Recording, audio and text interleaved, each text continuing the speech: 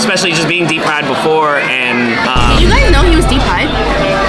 Oh my gosh. Trivia fact, really just don't give up. If you really like this, don't give up. If you don't love what you do, it's not gonna work. It was Filipino for sure.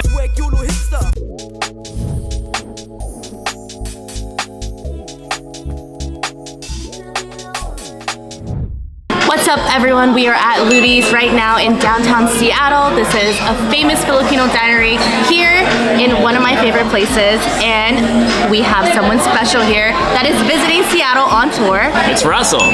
How's it going? Yeah! Russell is here on tour. This is what, second to last stop? Yeah, second last stop. And his theme is diner, so we're so excited. We brought him to, of course, because he's Filipino, so we have some of your favorite foods. Hell yeah. As a foodie, you have to show your plate. Introduce your plate. What do we have today? I got the corned beef silog with the over easy egg. You know what I'm saying? The garlic rice. All the fixins. They got a little, is that a pineapple too? It is a pineapple. I got the pineapple there for the sweetness. This is my favorite breakfast. I actually make this myself at home all the time. He's a chef. We have the combo silog. There's a bunch of, there's garlic rice, of course, eggs. I'm not gonna lie, that looks fucking great. I mean, didn't even we're know all what sharing. You got. That's sick. What is this? Longaniza? Of course. We have, it's the kari kari, which is made out of peanut butter, different sauce, and we have the lechon. It's fried pork inside. It's a different mix, and we have the garlic rice. Hi, if ever you're in Seattle, this is Uncle Greg, owner of Ludy's. Oh my Hell God. Yeah. What is this? That's on the house. Is it, oh, turon? Turon. Thank you. Cassava, buttermilk. He brought us some turon. Oh, cassava cake.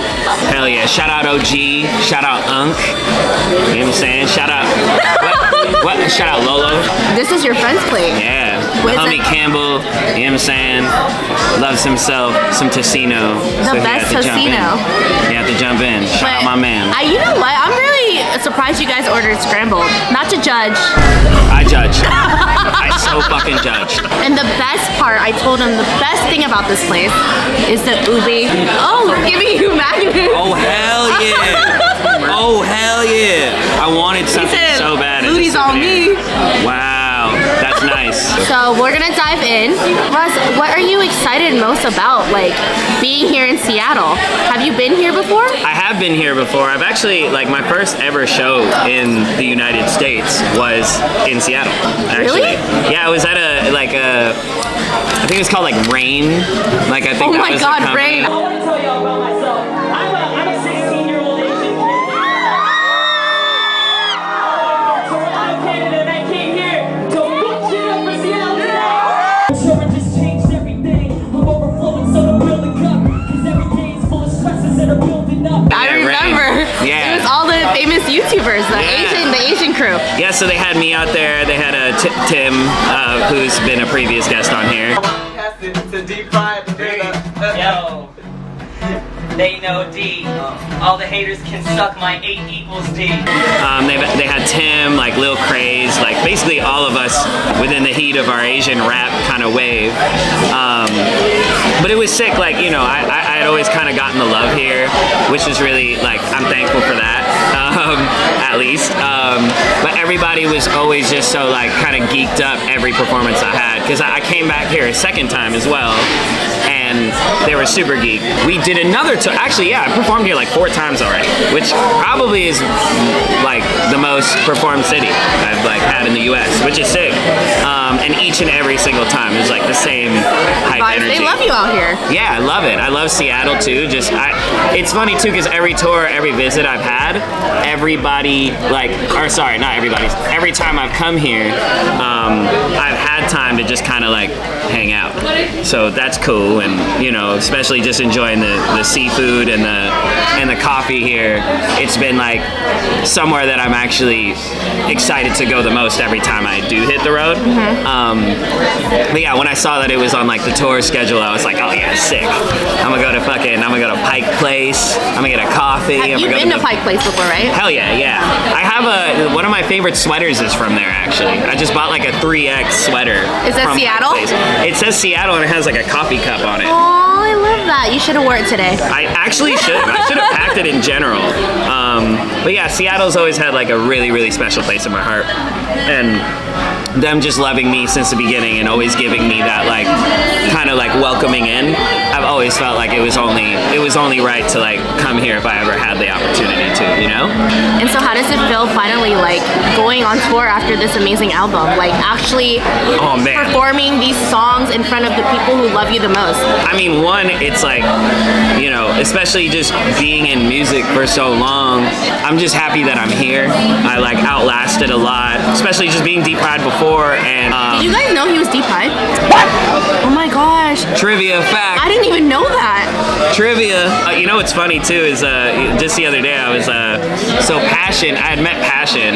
Shout out Passion. I met him in Vancouver, and it was funny because I'd met Passion when I was D-PRYDE, but like a week later he messages me and he's like, dude, I didn't even know that you were D-PRYDE. He totally thought I was like a separate thing. Really? It's like I had your songs on my playlist already, but I thought that you were two different people.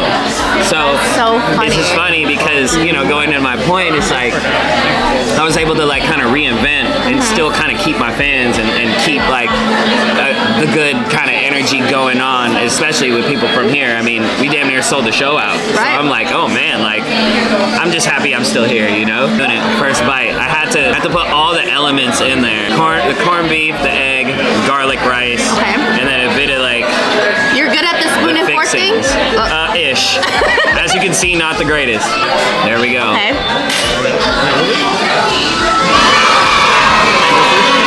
Let's go. That's it.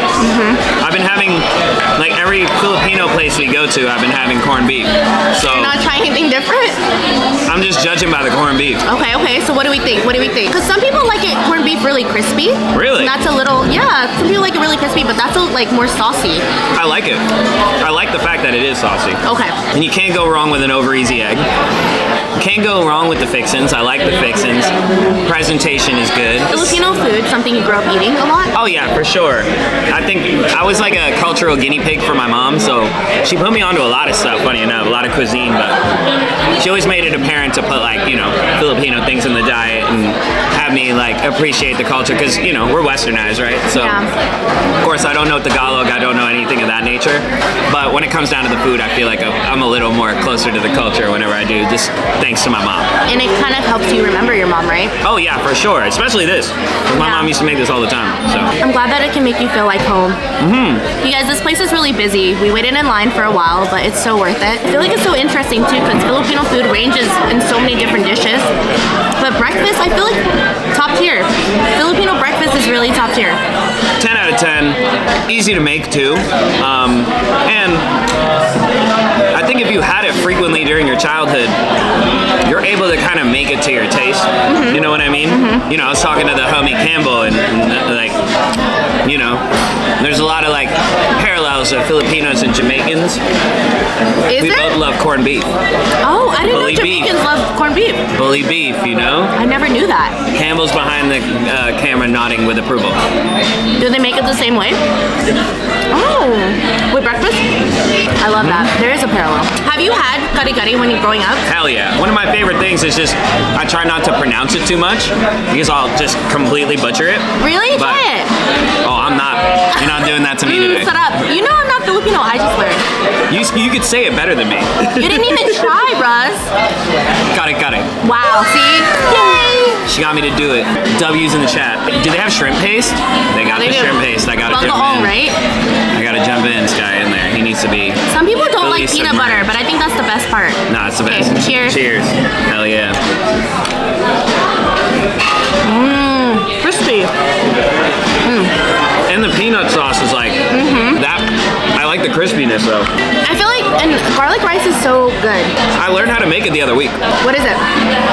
You just like oil, put the garlic in there, let it chill, let it sink, like, you know, simmer in the oil. And you just throw the rice in there.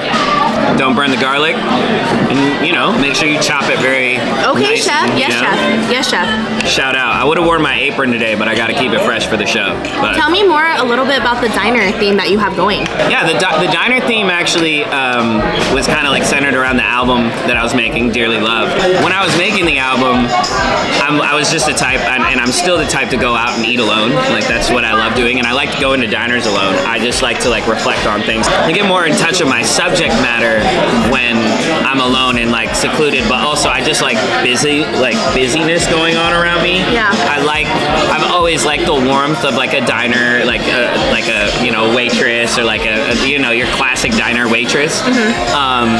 So when I was like kind of developing the album too, I wanted to develop like a character that's always just at a diner alone, and these are like his inner thoughts and things that he thinks about. So I'm always into world building, and one thing I wanted to do is just build the sweetheart world and universe. You know, I wanted to make like kind of like a cool place that like even people could go to, because if you go to Toronto, Cutie Pies is actually BB's Diner, which is a Filipino diner. Oh, I love So if you guys ever go to it. Toronto, definitely go to BB's. They're incredible. Love the food there. Love the staff. You're making things that you're inspired by. Yeah, for sure. You live by it. Definitely, and you know, looping in the culture as well, having it be a Filipino diner, Yeah. you know, Filipino breakfast. It just kind of all like came together. So you know, when we were planning out the tour, I was like, oh, I want to kind of give people more than just a show, but of course the aesthetic of three guys that work at the diner. So you know, we're all wearing aprons on stage. We all got the hat up there. So that's what you're wearing tonight? Yep. Oh, so you're literally cooking. Yeah, we're literally On stage. cooking on stage. But yeah, me, my DJ, and my guitar player, Steven over here. Yeah, we usually have aprons on every night. We got the hats on. With no shirt? Yo, you just gonna have to find out. Are you single? I am. I'm a single man. Ladies, you know what I'm saying? Link up. I'm down to take you out for good Filipino breakfast. At a diner? At a diner. You know what I'm saying? I write love songs. Oh. I'm also very, you know what I'm saying, really good with planning and coordination. Okay. And things of that nature. So if you want to experience Come to the show tonight. come to the show tonight. Seattle? Hell yeah, Seattle. We're at Madame Lou. Come through. It's gonna be fun. And yeah, I'm excited to actually be here again. Because we came to Seattle like a couple years ago and didn't sell as much tickets. So now we're like damn near sold out. And it's just beautiful to see. I love it. What is that feeling that you get when you're on stage and you're singing the songs that you wrote, you worked so hard on, and everyone in the crowd fucks with it, and they know it, and they're singing it, and they're singing it back to you? I think the feeling is like definitely I'm like grateful the entire time, just because I understand how it's like to like perform for a crowd that doesn't fuck with you. And I definitely have performed in front of a lot of dead crowds. So to completely, you know, walk out to the opposite, you know, and everybody's there and they know every single word. Yeah. They're participating, actually putting their hands up. We were just talking about it earlier, you know, Gen Z like does concerts so well. So I'm just happy to be in the space, and like I think like in terms of just feels, it's like it's so many, but yeah, one thing I could chalk it all up to is gratefulness. Like I like to practice a lot of gratification and just like understanding that I do have a purpose, and to live that purpose, I'm like, all right, cool. Like I get to do it this way. So I just want to keep on going with it. I don't want to like lose sight of that at all. So I mean, how many stops have you had already? 9. What a blessing, right? Yeah, no, it's sick. Like, especially just packing the shows out and seeing, like, the fact that I've just made a community. Yeah. I think I'm just the most thankful for. Like, everybody at the shows comes through and they're so warm to each other and they fuck with each other. We have like we perform a song called Bonita Jam, and we have a section of the song where everybody's jumping, and like in some of the dates I'll look in the crowd and like you can see the people that came alone start making friends to the point where they're jumping with people they don't even know.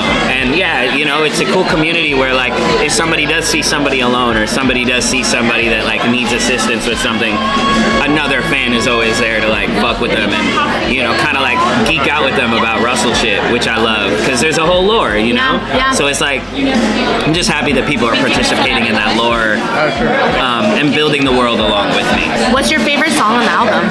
My favorite song on the album, I would definitely say is, it's like a tie. I really like this song, I'd Be Nothing Without You.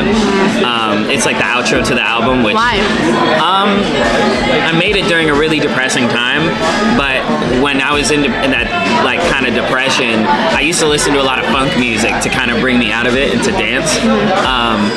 So I just wanted to make something like that sounded like that struggle for me, because I think a lot of people that do go through like anxiety and depression, they need a soundtrack as well. And I think like funk music always had that energy to bring me up out of that funk.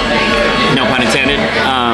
But yeah, I kind of just made it for that. Like I think like if anybody else is going through like a similar situation, they could listen to that song and just start dancing and having fun. So definitely that song. And then there was a song called Diamond Ring. I love that song. That's really? my favorite song. Thank you.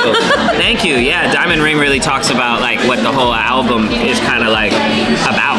You know, it's kind of like the tug of war that I have with making music, but also wanting love at the same time, and meeting a lot of women in my life who have shown me that feeling of love. Yeah. But I was never really able to pursue them because I'm doing this. But yeah, I was just happy to get that off on a record, and like people kind of understood my perspective when they were able to hear it, and then hear the rest of the album. Favorite song to perform?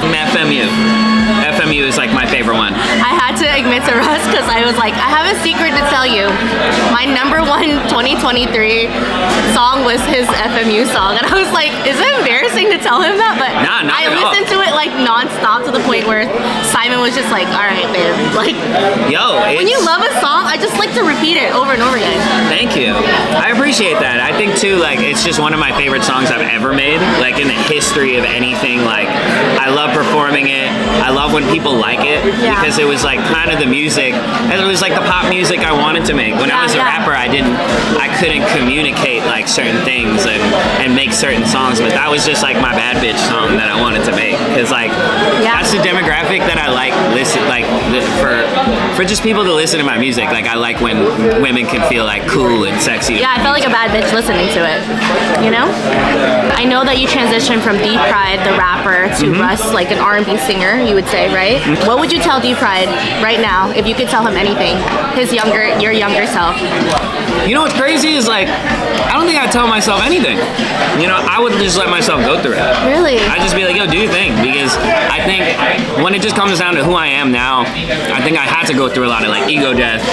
I had to go through a lot of like failure and rejection in order to really enjoy what's happening right now. I don't think I would have enjoyed it if I got here earlier.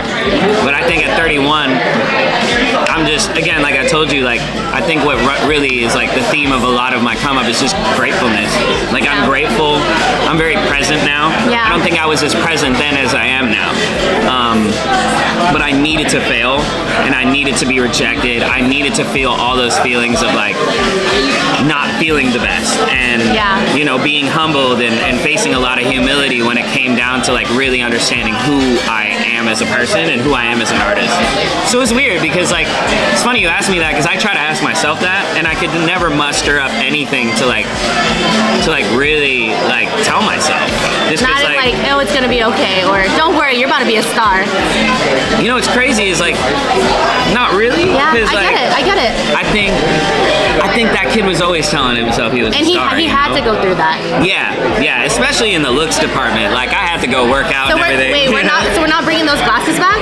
I mean, I The wear black frame glasses were, you know? That was my little That crush. was a wave. Like I was like, the black glasses, that was my guy. I was like, yeah. Thank you. It was, you know, it had its time. I think too, like, it's just funny the influence that it did have. Like a lot of Filipino kids, They were wearing it. They were copying you. The preset swag era of the Filipino It was kid. swagapino, for sure. Yeah. I need glasses to see. Yeah, they're not to look cool. Yeah, but it just marks an era of things. I'm always appreciative of like the influence that look did have on people and on kids. Like a lot of kids felt like they were You were represented. super Tumblr famous. Hell yeah.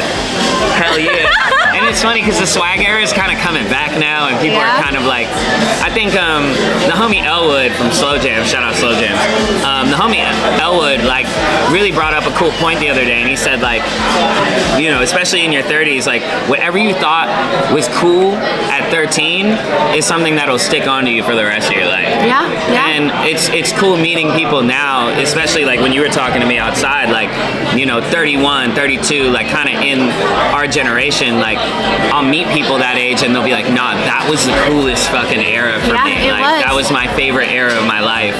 So I'm just even more blessed to just like be a part of a lot of people's influences, like growing up, you know, just getting to know hip hop for the first time. Like a lot of people would tell me like, oh, you were the first rapper Yeah. that I really saw like representation in and fuck with. You're like a part of a lot of people's lives, you know? Yeah. I think growing up, it's like, we like we're the same age almost, and it's like, I grew up with you. So to see you like next to me and be this amazing artist that you are, it's like you were meant to, it was meant to be that way, you know? For sure. I think like too, just like, I've always been told if you love something a lot, you really gotta let it go, and if it's back, then it's real. If it comes back, then it's real, you know. And and that was one thing about my journey and about music. Like, I just, you know, for a bit, I had lost myself and like my kind of my way as being an artist, and it all came back. You know, I'm not rapping anymore, but I'm still doing what I love. Like, I'm still making music. I'm still writing music.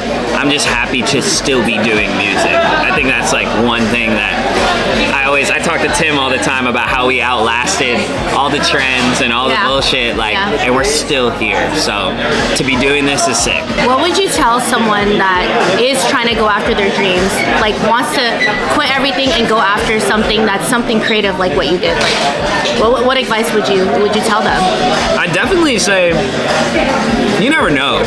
You really never know. Like, you gotta stay in it. Like, you never know if you're gonna quit today. Like, if somebody's gonna be in your email tomorrow, right, saying, yo, what's this song that you put out? You know, or even going into clothes and things of that nature. Like, you probably sent a care package to an artist or something.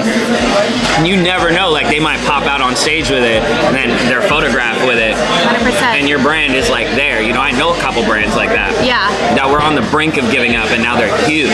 You know, but it's really just like, I hate to say it so basic, but really just don't give up. If you really like this, don't give up. You can get kicked down, but like, what is the journey without that? You can't always be approved. You can't always hit the mark. Nobody is that perfect. Yeah. Nobody has ever had that perfect of a come up. Even all the greats have never had that perfect of a come up. You're going to fall short sometimes, but the real test of time and the real test of life is, are you going to stay resilient through that? Right. If you are, then you're meant to do this. This is your purpose. If you're not, then you can go find something else, and that's completely fine too. But in order to stay in it, you need that resilience, and I think over everything, you need a genuine love for what you do. If you don't love what you do, it's not gonna work. But you gotta love the game. I'm in this because I love the game. Like, I'm completely honest when I break it down, but it's like, I live in a one-bedroom apartment in Toronto, and like, I live a very like I live a sustainable life off music. I don't think I, like, materialistic-wise, like, material-wise, I don't think I need more because I feel fulfilled off music. But I would like more, you know? I would definitely... But there are times where you didn't have that. Yeah, exactly, you know? Like, you could look at the days where I could look at the days where I had none of this and be like, oh, okay, like, nice. I live, like, a cool life. Just pay my bills off music. And that bare minimum, like, is enough to make me be like, oh, okay, like, I'm thankful. And I want to just keep going, and I want to keep having fun, like, and I never really want to give up. Like, I'm not good at anything else, so It's your purpose. yeah, definitely. And I'm fulfilling that every night on tour. So I think too, you know, coming back to just the subject of the tour, it's like, this has just been making me see that fulfilling my purpose is what I want to do. Like, I don't really care for too much. I just want to make sure my family's okay. I want to make sure my friends are okay, and I just want to keep on playing shows and having fun. Yeah, it seems like you're doing the right thing, so it's working. Sure, thank you. Appreciate And it's like, it. for those that I feel like you're speaking to me. It's like, I feel like to see you doing that, like, I don't want to give up on my dreams, because you just never know when tomorrow's, you know, is For going to sure. change your life, or tomorrow's just never promised. For sure, and it's like, on top of that, like, this world has so many opportunities. There's an opportunity for everybody. It's like, who's gonna act upon it though? You know, who's really gonna go take it? Like, a lot of this is based on execution. You can sit there and say you're gonna do something, but unless you execute it and actually do it, it's never gonna happen. Yep. Right? So sometimes you need to just go off the diving board and see what happens and make the biggest splash you can down. And If it doesn't work out, there's always other things. Exactly. If it doesn't work out, you can figure it out. You can figure out how to stay in it in different ways. You know, some basketball players end up coaching later on in life. Right. You know, some rappers end up rebranding and becoming singers. Like, you gotta just find your way in it if you love it that much. Let's end with the ube pancake. Yo, let's do it. I'm down. So we're gonna show the camera. It's beautiful. It's purple. You know, the thing is, I feel like no one gives, like, they need to give more credit that ube is from the Philippines. Oh, hell yeah. Like, I feel like everyone yeah. does ube, you know? Oh yeah, hell yeah. And we do it the best, I feel. Okay. This is beautiful. I almost don't want to like cut into it, but I'm gonna just go for like the most ube part of this. Okay. Damn, and they're stacked. They stack. Hella pancake.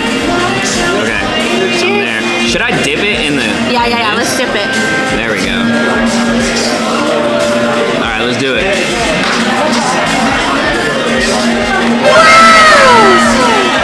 Isn't it so good? That's banging. Isn't it so good? Y'all actually have to try this. This is really good. Yo, that's banging. Isn't it so good? Damn, son. It's funny because the homie Campbell has just been eating pancakes on this tour. All his friends already finished their food while we're sitting here yapping. This is good. This is my favorite part. So last but not least, is there anything you want to say to Seattle for the show tonight and in general to your audience? Seattle, it's gonna be fun. If you ain't got a ticket, get one. And I just want to say thank you for all these years of support. Again, like the first show I ever played in the US was here damn near like when I was 15 or 16 years old. So I appreciate the love from the beginning, and I hope I can keep on entertaining you guys and fucking with you guys. And I love Pike Place, and I love coffee. I love you, Seattle. And Ludy's. And I love Ludy's. This is great. 10 out of 10 on the Russell scale. I appreciate you guys. It's gonna be an amazing show.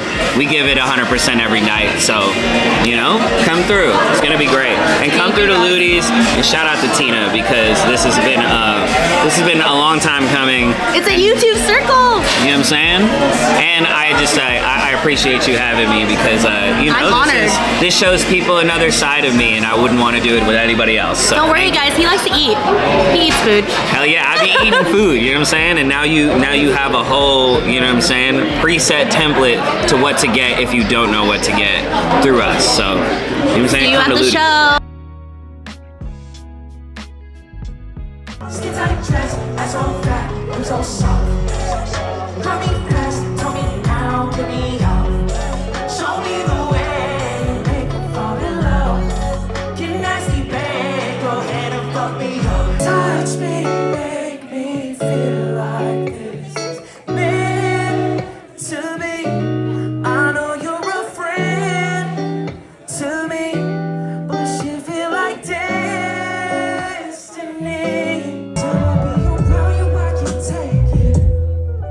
I gotta stutter when I say shit.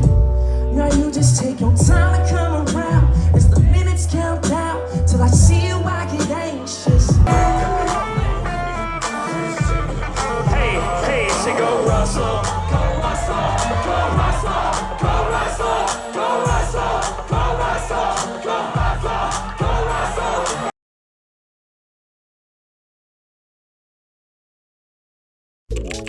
Russell.